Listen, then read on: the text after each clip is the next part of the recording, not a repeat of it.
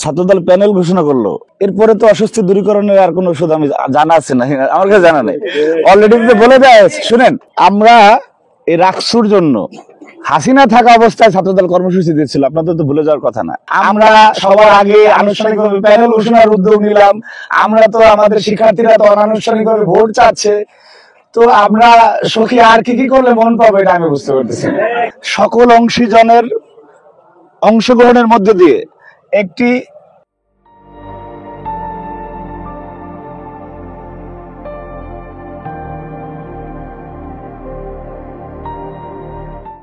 ঐতিহাসিক রাকসু নির্বাচন অনুষ্ঠিত হোক, যেটা নিয়ে কোনো প্রকার দ্বিধা সংশয় থাকার কোনো সুযোগ আছে বলে আমরা মনে করছি না। দীর্ঘ 35 বছর পর রাকসু নির্বাচন আয়োজন হচ্ছে, যেটা শিক্ষার্থীদের প্রাণের দাবি ছিল।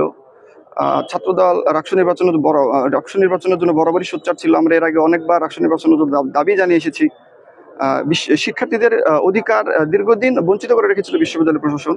শিক্ষার্থীদের অধিকার এক কথায় বলতে গেলে কুক্ষিগত করে রাখা হয়েছিল যাকে বলি, সেই অধিকারকে শিক্ষার্থীদের কাছে ফিরিয়ে দিচ্ছে, যার কারণে বিশ্ববিদ্যালয় প্রশাসনকে আমি ধন্যবাদ জানাই।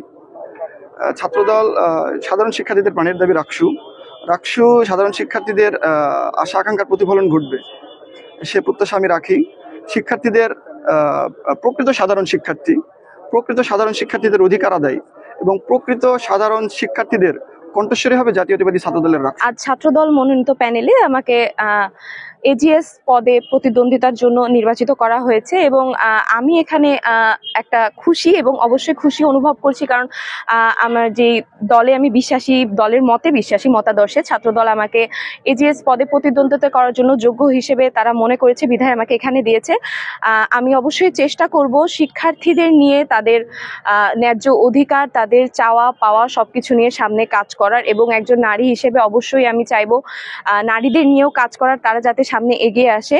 পরিশেষে একটা সমতার যাতে ক্যাম্পাস আমরা পাই এবং সবাই যাতে এখানে তাদের মত প্রকাশের স্বাধীনতা, তাদের যে কোনো ন্যায্য চাওয়া পাওয়ার জন্য দুইবার ভাবতে না হয়, তারা যেন তাদের ছাত্র প্রতিনিধির কাছে খুব সহজেই পৌঁছতে পারে। বিশ্ববিদ্যালয়ের ভিতরে শিক্ষার পরিবেশ নিশ্চিতে যেই ব্যাপারগুলো ফ্যাক্টর, সবগুলোতেই আমরা বাসস্থান, শিক্ষার পরিবেশ, খাবারের মান, চিকিৎসা, আমাদের বিশেষ করে আমাদের রাজশাহী বিশ্ববিদ্যালয়ে যে চিকিৎসা কেন্দ্র, এটা নিয়ে কিন্তু প্রত্যেকটি শিক্ষার্থীর অভিযোগ। আমরা সব ক্ষেত্রেই আমরা বিশেষভাবে গুরুত্ব দেব, আপনারা জানতে পারবেন।